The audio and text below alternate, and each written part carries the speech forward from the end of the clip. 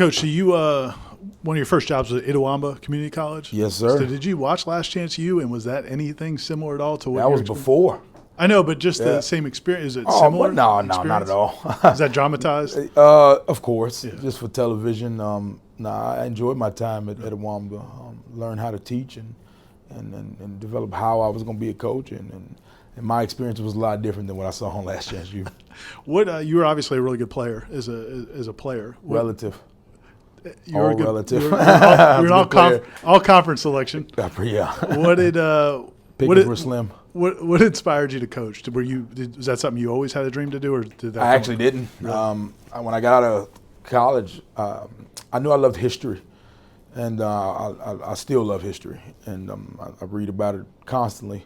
So I picked two majors. I just went to school and did history because I wanted to learn it. I had no intention of an occupation, and I minored in criminal justice just to make sure I could get a job to survive. Mm-hmm. And when I graduated from college, I went to Illinois and took the state trooper test. And I went and took the test, passed the test, and was coming back to Martin to kind of gather my things because I'm from Chicago. I was going to go home. And while I was there, Coach Simpson, the head coach, reached out to me and said, hey, I got some information to see if you want to play with this Team USA deal, if you want to keep playing. And he said, have you ever thought about coaching after you got done? I said, no, not really. I hadn't even really and he thought it would be good for me from playing for him. He thought it would be good. He thought I could help the team. Mm-hmm. So that's kind of how I got started. He tricked me, too. He put me in the equipment room. So Coach Fuller took a state trooper test, too, didn't he? Did you know that? I don't know. He did. Really? He thought he was going to go to law enforcement, too. He looks like he got the look. You guys could have been a tag team. No. Coach Fuller, he looks like a police officer. He has the look of it a little bit, doesn't he? He's a little bit more mean. Defensive coordinators just look more authority, don't they? What do you? I think offensive line coaches are close. We're just big, mostly. When you did work with him at Chattanooga, right? I did for a year. What impression did he make on you then, and what were you thinking when you heard he was here as well? He's one of the most organized and detailed men I've been around.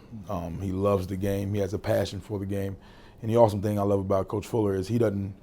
If you don't match his passion and details and intensity, he doesn't like to waste time with people who are not trying to maximize themselves.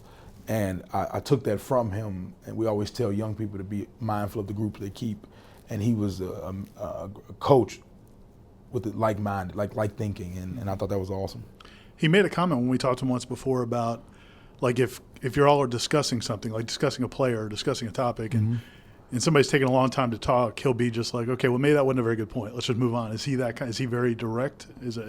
I would say direct is a good way to describe Coach Fuller. Yes. So you're originally from Chicago, you mentioned. I am. How long did you live there, and what path got you to where you I went to grew up college? most of my life in Chicago. I'm around sometime point in high school. My father took a job in Memphis, Tennessee. So I left high school in Chicago to go to Memphis, Tennessee. And while we were there, my whole family really ended up going back to Chicago after a year or two. So when I was there to finish up my senior year, I ended up going to school in Tennessee, but my whole family was back in Chicago.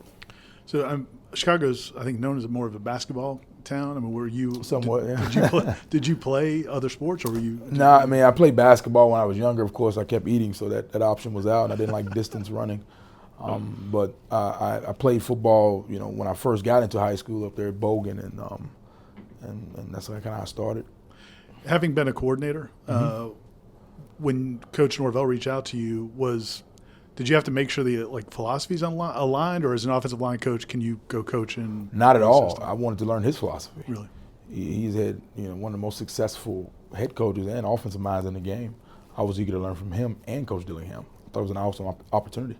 So they were aware of you. They said that they saw the improvements in your programs, and so that's kind of how they clued into you. So was Memphis a program that you were watching, and were you always? I was in the same conference. So you were, and we played them 3 times, and I played them 3 times. While I was there for 3 years, we were on the same side of the conference, and we only beat him once. And the other 2, he displays his philosophy and his offensive mind. What impressed you? Everything, just how his players performed, and the execution, and the innovation of how he used his players to put them in the best possible situations. So I would study in the off season. So I was very aware of Coach Norvell. Then going back to the history stuff you talked about earlier, what got you hooked on history? Learning about mostly getting false information and wanting to learn more of the truth and learning. What grabbed me was perception history. Like you might read about a war and you might perceive it one way because you're on this side, but you also want to read about the perception of the other side. And everything in history is very similar to that. One side lost, one side won, one side gained, one side lost. And I wanted to read from both perceptions because there really is no truth, it's only perception. In different, not just American history, world history, or more American? Yeah, I mean, and it really, in religion also, with Bible history, and all that kind of tied into, because I grew up with so many questions, and I just wanted to try to gain as much information as possible. When we talked about offensive line play at signing day, when we spoke to you, you Yes, mentioned continuity, how important continuity is, and It is. obviously it's been a struggle here for a while because of all the transitions. Is there any quick fix, or is that a time thing? It just depends. The players buy in, and I do a good job of making sure there is. So it's a lot of different factors that go into continuity. You can be at a place for a long time and get major injuries, and that can screw up continuity. There's just so many factors that can go. It all got to line up right for it to happen rapidly, and that's mostly it. I don't know if you were familiar with Coach Thompson at all before you took this job, but you'll be working closely, obviously, with him as tight ends coach. Great experience piece to have in the room and on staff. Yeah, I was curious how that's that. been. It's been amazing. Yeah. Coach Thompson has coached offensive line for a long time, and he was a head coach, and he also worked with Coach Norvell before, so he can give me pointers. Okay, I remember being in that spot and what he wanted. Let me show you how I got that objective, how I got it done. And then you guys, some of the guys on the staff had worked together before, but some had not. How's that chemistry come together? It's been fun. Yeah. One thing Coach Norvell, when he put his staff together, he talked about guys who are passion, relationship-based, good men, good character, and so we're all very like-minded, so it's been awesome. It's not even like coming to work anymore. It's more coming to be with, really gaining big-time friendships. When I wanted to hit you just some quick hitters real quick to finish it off.